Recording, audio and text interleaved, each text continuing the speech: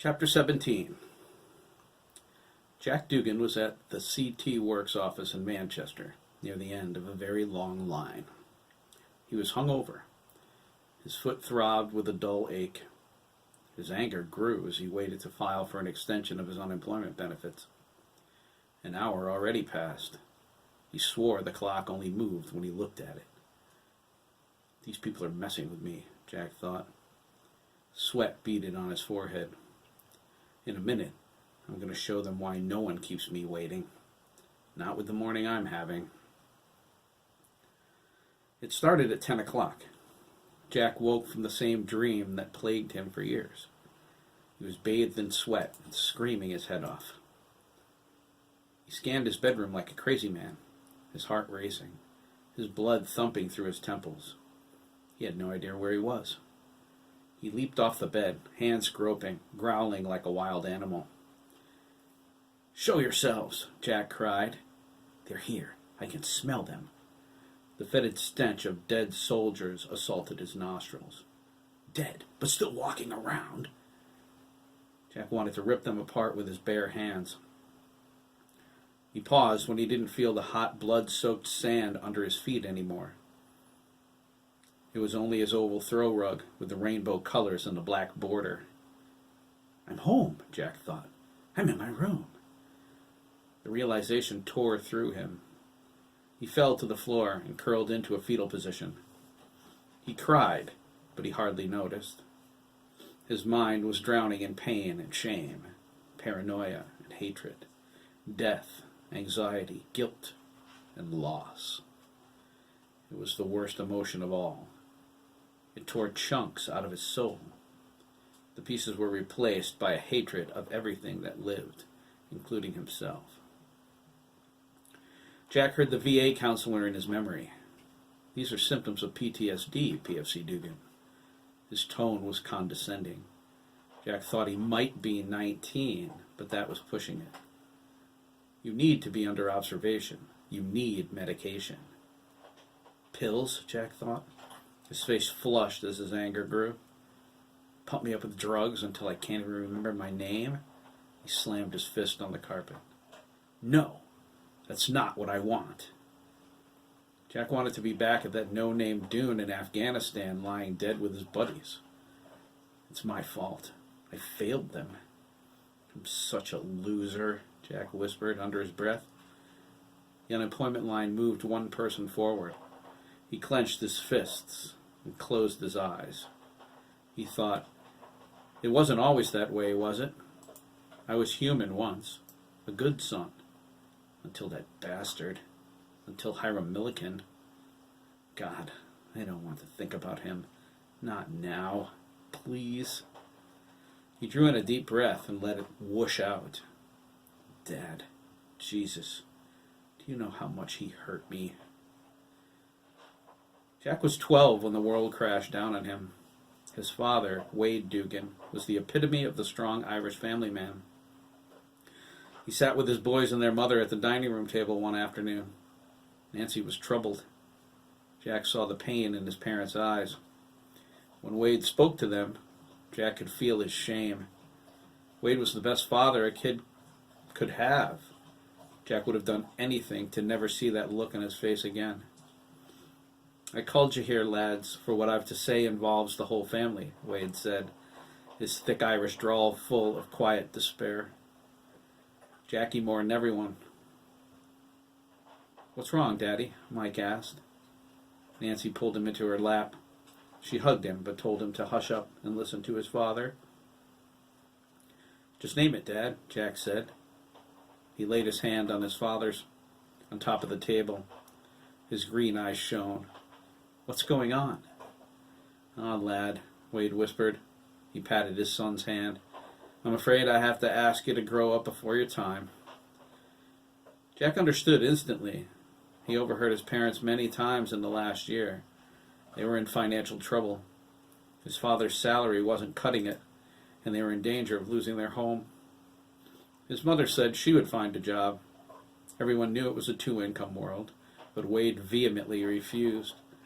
His stubborn pride wouldn't bear his wife toiling anywhere other than in the home he provided. and he refused to seek out any public assistance.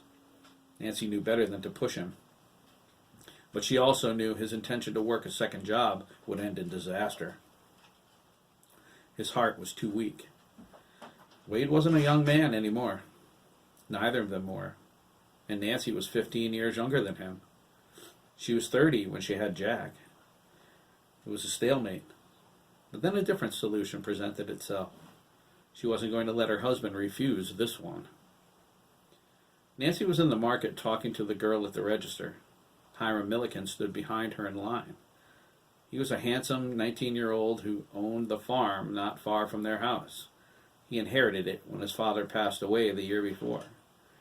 He heard Nancy speaking of her husband's plans to work more. She lamented Wade taking a part-time job, but they were out of options. They needed a second income. She wished her husband would let her take a job, or that Jack was old enough to help. He'll work himself into an early grave, Lois, Nancy said, handing her coupons to the cashier. Mark me words. Excuse me, Mrs. Dougan? Hiram asked. His neatly combed dark brown hair accented his honest and open light blue eyes. Did you say you had a boy who needed a job? Nancy stepped back, her hand to her chest. She recognized Hiram, of course. There wasn't a person in town who hadn't heard about the unfortunate young man. Hiram's father, Caleb, accidentally drowned in the manure pit at the farm. A horrible death. A passing policeman found him. Hiram was at school when it happened. His mother died some years earlier. She was kicked in the head by a cow right in front of him. She bled to death in his arms. Nancy represented her family at both the funerals. Her heart went out to Hiram as she watched the tears run down his cheeks. Hiram Milliken, Nancy cried.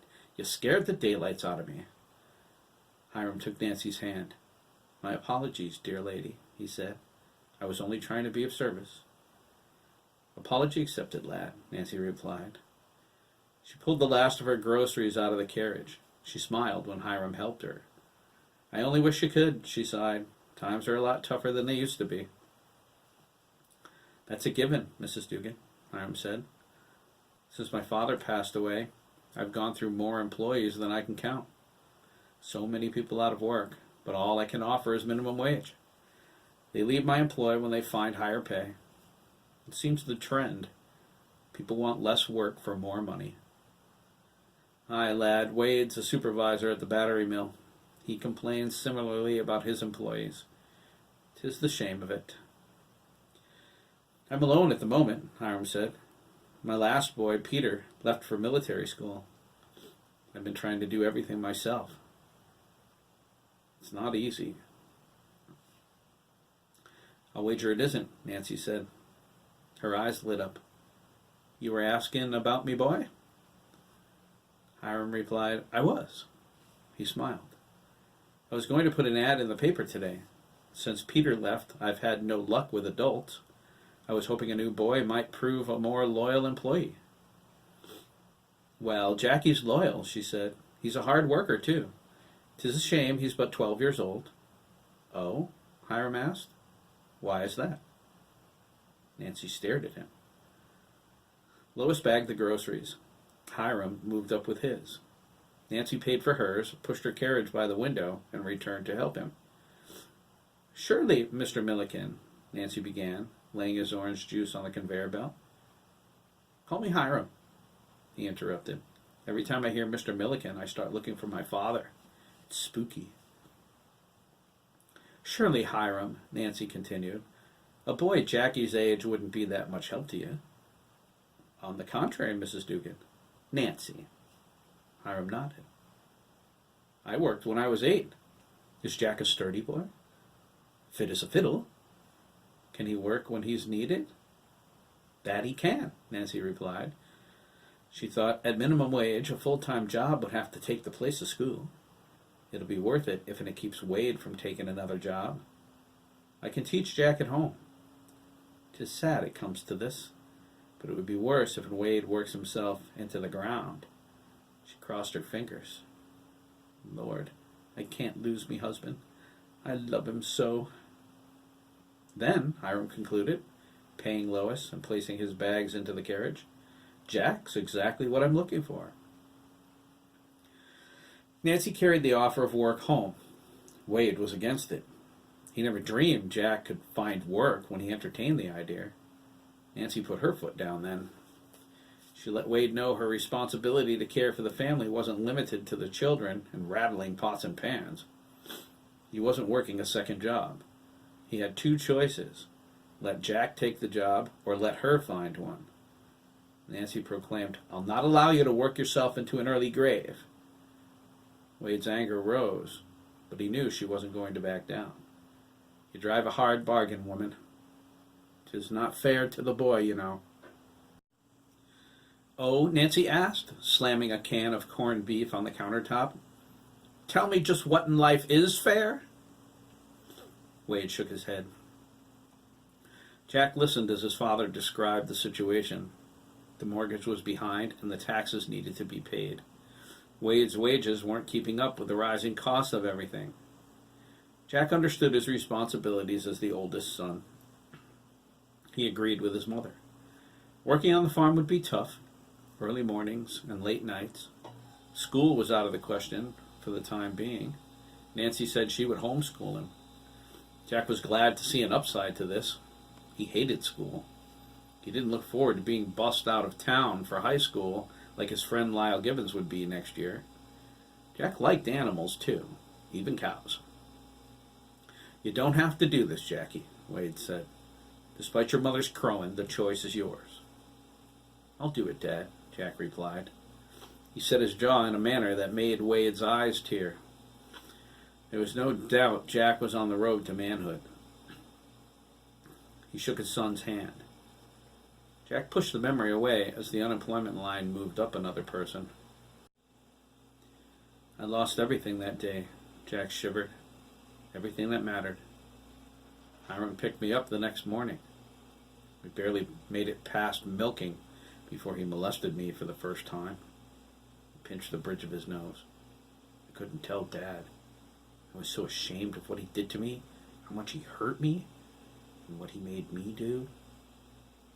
The line moved again, but Jack didn't. A short, bald man behind him poked him in the back. "Hey, buddy, you want to move up with the line or take a seat somewhere? I haven't got all..." Jack whirled around. He snatched the man's finger in his fist. He leaned over, twisting it, breathing whiskey halitosis into the stunned man's face. His eyes burned. "Touch me again," Jack whispered, "and I'll kill you.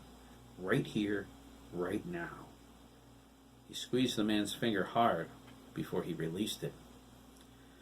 The man shook it, backed away, and disappeared out the door. He didn't come back. Jack looked up at the clock. 2 hours in this line, but at least I'm only 3 people from the counter. He slipped back into his memories. It was a long slide down a greasy slope. Jack didn't want to go. His thoughts would lead him from the farm to his military service.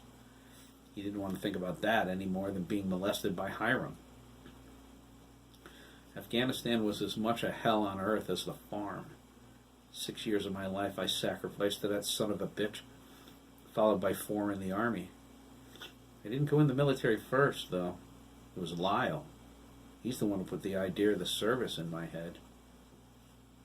Lyle Gibbons was Jack's best friend when they were kids. They palled around together before Mike was born, and Jack began working on the farm. They lost touch, only occasionally running into each other in town.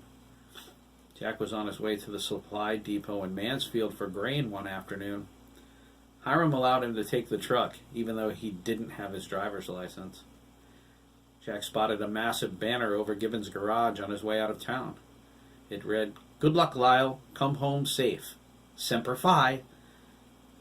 Jack pulled into the garage and stared up at the sign, wondering what was going on with his buddy. A burly, muscular young man appeared at his window. Jack was about to say something, but his jaw dropped open instead. This colossal fellow was Lyle. Jack could hardly believe it. "Holy cow," Jack exclaimed. "When did you get so big?" Lyle laughed. Well, Dougan, if you bothered to stop by once in a while in the last 5 years, you wouldn't have to ask. Besides, you're pretty tall yourself. Jack came into his own at 16 and grew like a weed. He reached 6'1" in a year. He pointed at the sign and asked why Lyle needed luck. A grim sincerity replaced Lyle's smile. Afghanistan, buddy, he replied. I enlisted in the Marines. Jack shook Lyle's hand. He said he would be 18 in a year. Maybe he would enlist too. Hey, Lyle proclaimed, slapping Jack on the shoulder. Maybe I'll see you over there. Jack said he might. Carl Gibbons bellowed. Lyle! Lyle jogged toward the garage. He waved back, wishing Jack luck. Jack watched every newscast and read every article having anything to do with Afghanistan after that. When he turned 18, he told Hiram he planned to enlist in the army. They had a heated discussion about it, but Jack remained firm. He was a man now, and he wasn't going to be bullied by his abuser any longer. Jack endured years of Hiram's perversion.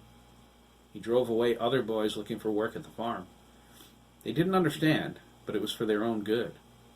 Jack even beat up Mike once when he showed up at the farm to bring him some birthday cake. Images of Hiram doing to Mike what was done to him flooded his mind. It was the only time Jack raised a hand to his brother. Wade returned the favor out in the woodshed, and Jack wouldn't explain why he did it. How could he? Hiram molested him hundreds of times over the years. How could Jack tell his father he let this happen for fear Wade would die if he learned the truth? That's what Hiram always told him. If learning the truth didn't kill his father, the extra work he would have to do to make up for Jack's lost income certainly would. Sacrificing himself was the only path Jack saw clearly. He endured the shame of his father's disappointment to save his brother from a monster. Jack watched Hiram like a hawk, but as he came closer to enlisting in the army, his vigilance failed. He stopped by the farm on his day off, shortly after his 18th birthday, to tell Hiram he met with a recruiter. He entered the Victorian and walked in on Hiram molesting Arthur Kelly, the 11-year-old son of the hardware store owner. They didn't see him. Jack threw his hands over his mouth and backed out. He ran away in shock, grief-stricken, traumatized, and guilt-ridden. There would be more victims, too. Maybe they already were. He wasn't guarding the farm 24 hours a day. Jack felt responsible for every one of them, and he couldn't do a thing about it. His father was weaker than ever. I ran away, Jack thought, shaking off the memory and forcibly shoving the images away. Finally, he was next in line at the counter. I enlisted that day, got a train ticket to Georgia, and waited in a motel until I started basic training. I couldn't face my family. I was terrified of what I would see in my father's eyes. The years of abuse I suffered at Hiram's hands tore me apart. But not turning him in cost another boy his innocence.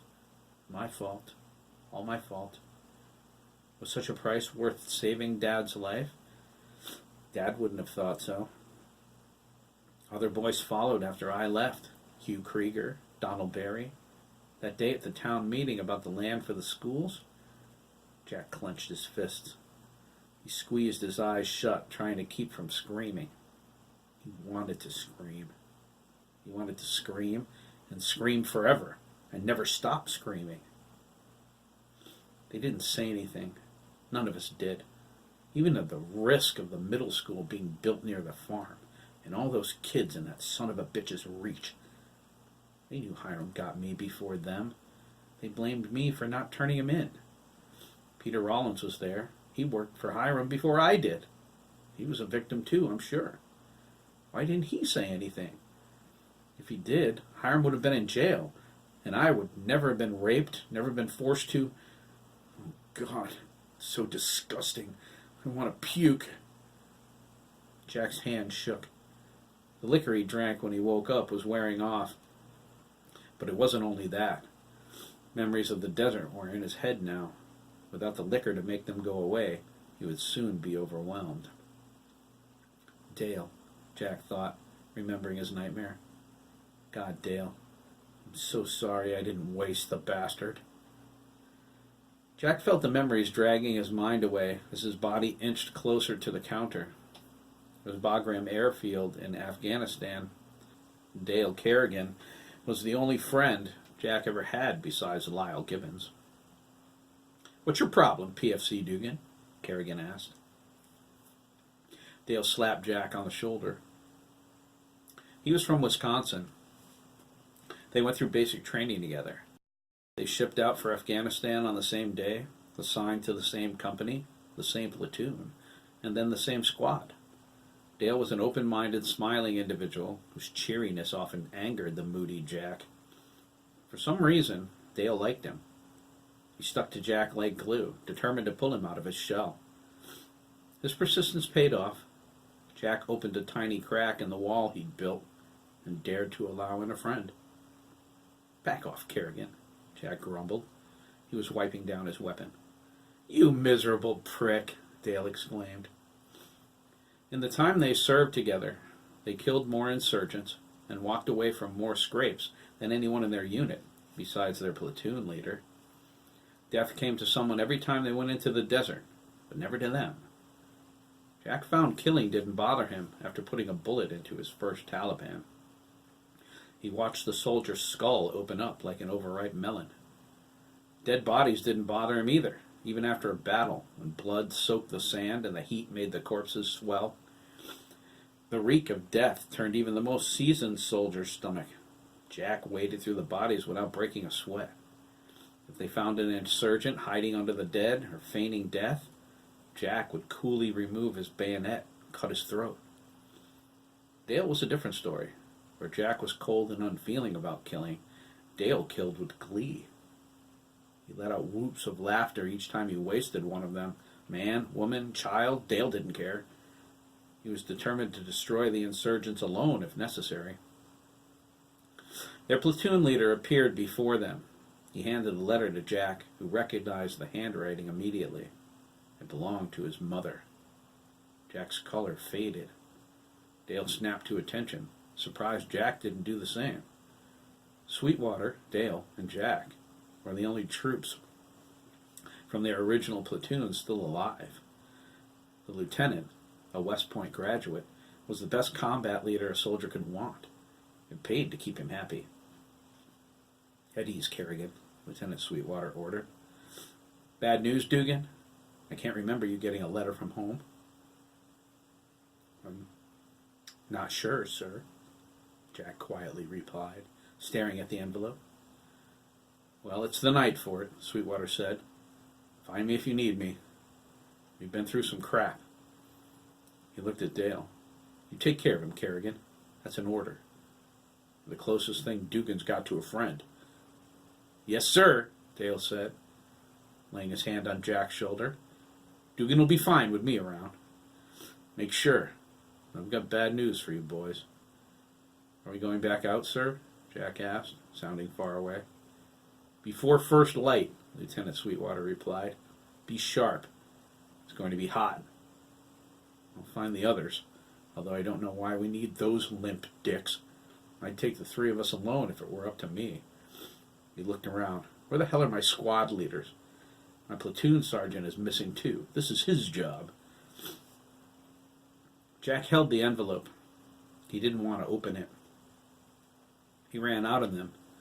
He didn't even call them before he left. They knew where he was, he assumed, since most of his pay was sent home every month. Jack lived for regaining Wade's respect. He considered every moment he spent in the desert penance for what happened. Jack came here to purge his guilt and shame, to do something brave in his father's eyes. He opened the envelope and read the single page it contained. Everything he hoped for came to a shattering end, once again. Jack dropped the letter and slowly walked away. Dale called to him, but Jack didn't answer. He was about to follow when he snatched up the letter and read it. "Dear son, it's with a heavy heart I write these words, knowing the pain they will cause you. I believe it would be crueler to wait. I know of no other way than to be straightforward, although I wish I could be there with you. I'm sorry, son. Your father has passed away. The day you disappeared, he combed the state searching for you. When he couldn't find you, he assumed the blame for your lost childhood. For weeks he couldn't sleep nor eat, praying you would call so he could beg your forgiveness, as I must do now. I should have stood my ground and took a job myself. I realize now it was too much of a burden to place on a child. When your checks began to arrive, he raved about your courage and how proud he was you chose to serve your country. He was glued to every newscast. The more he learned about the Taliban, Al-Qaeda, and their atrocities, the more he feared for your safety.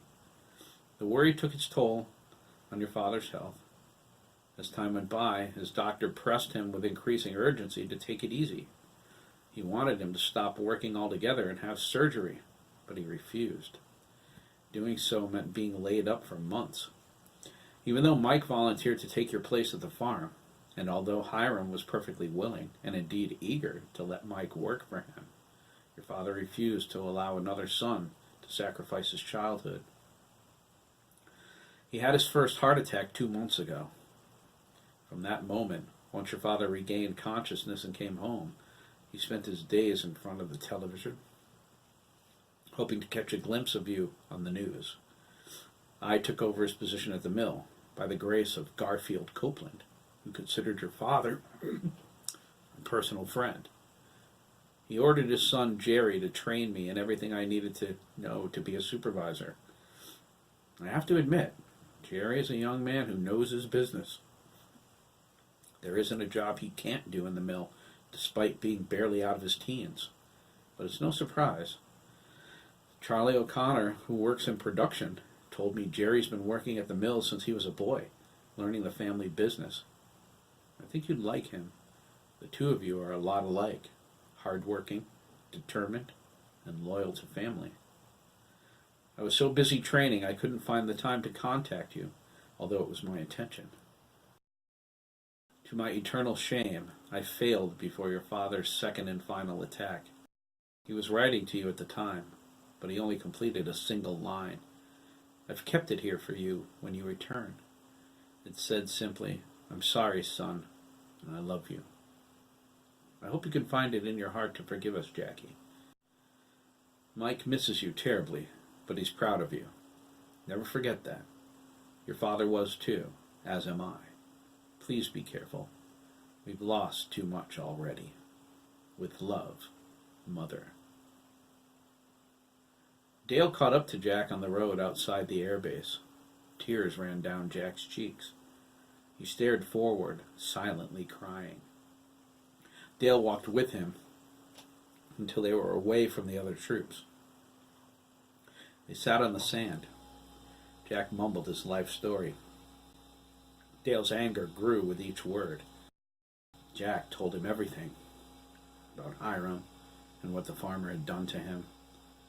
He told how he felt the day his father whipped him after beating up his little brother for coming to the farm, and of his shame at walking in on Hiram with Arthur Kelly that drove him to run away. He hadn't stopped the farmer when he had the chance, and Hiram took another boy into his nightmare. He should have never left the farm. He should have watched Hiram closer. He begged Dale to tell him his father forgave him now that he surely knew Jack's shame. He asked Dale's forgiveness for what he did to his family and how he broke his father's heart by leaving. Jack ended his confession and cried once more. Dale put his arm across Jack's shoulder.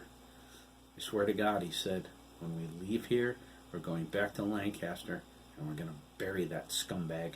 I swear to God we will. It was a promise Dale couldn't keep. He died near the end of their fourth tour in the hottest fighting they saw. A mortar blew him apart. Jack ran with his remains toward the medics at the rear, ignoring Lieutenant Sweetwater's commands to come back. Taliban fighters swarmed through Jack's position and overran the platoon. The Taliban were wiped out by the airstrike Lieutenant Sweetwater called in just before he died. Jack stayed in the brush, cradling his friend's remains. No one survived to tell that he ran away. They said he was a hero, and discharged him for PTSD. Some hero, Jack thought. The memory faded to black. He walked up to the counter and placed his forms in front of the woman at the computer. He was deflated now and said nothing as she punched up his file. The alcohol had worn off. The ache in his foot became a sharp, stabbing rip. This morning, when he realized he would be late for unemployment, he grabbed some clothes, dashed into the hallway, and stepped on a piece of broken dish. Jack gasped. He held his foot. A deep cut bled onto the floor. He stared at it. His face darkened and then twisted. "Craig!" Jack shifted his weight to take the pressure off the foot. He was supposed to clean up the mess before he left for school. He looked down at his throbbing foot. If he'd put the dishes away like he was supposed to, this never would have happened. God, is he going to pay? He's going to pay, Jack mumbled. "Excuse me?" the unemployment clerk asked.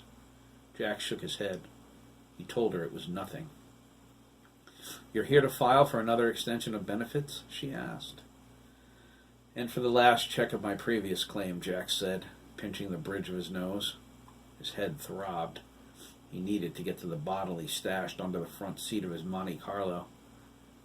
"Well, I can help you with your final check," the woman said.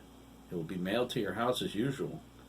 Unfortunately, there's no longer an additional extension program to offer you. The president did away with that program a while ago."